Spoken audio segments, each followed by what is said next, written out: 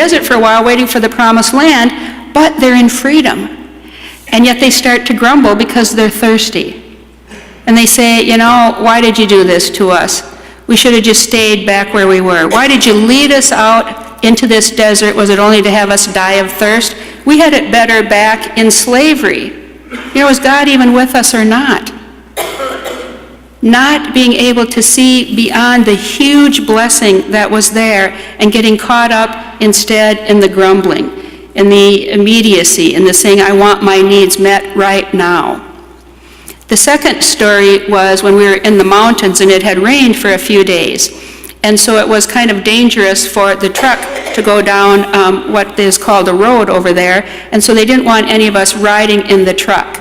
And so we walked partway down the mountain and came to a flat area where it was a little safer for the trucks. But the Haitian men and women carried all of our luggage, all of the equipment for us. And that was hard to see. There was that inside of us saying we really should be carrying our own things down. And I especially remember one woman who was tall and very thin, and she picked up the heaviest of the bags. It was a large, round, like duffel bag type thing. It took a couple of guys to even help her put it up on her head. It was full of the dental equipment. And she took off walking with that. And I thought, what a burden that was to have all of that weight on her head. But it also struck me as the other burdens that she was carrying on our behalf. She might have been carrying that burden of apathy, carrying that burden of our wealth, maybe our lack of generosity, or even carrying the burden that, yes, we had come here, hoping to make a difference for a couple of weeks, knowing that they made a difference in our lives as well, but we were going back home. We were going back away from the situation. And so was she also carrying our burden of forgetting her as soon as we got back home and appreciating our comforts without realizing that she didn't have the same life?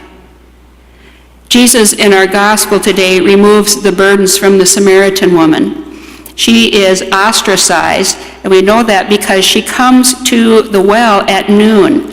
All of the other women would have gone early in the morning while it was still fairly cool out, but she is not even able to be a part of them. She's an outcast, and so she has to come by herself in the heat of the day at noon. And Jesus unburdens her, not only by acknowledging her, he speaks first, not only by acknowledging her as a person, as a human being, breaking the mold too and taking away that burden of the difference between the Jew and the Samaritan, but he also does another amazing thing, because he converts her into being a disciple. She's ostracized from the community, and yet she returns to that community and tells them about Jesus, and they listen to her. Jesus removes that burden and creates a disciple, and so others come to faith because of her.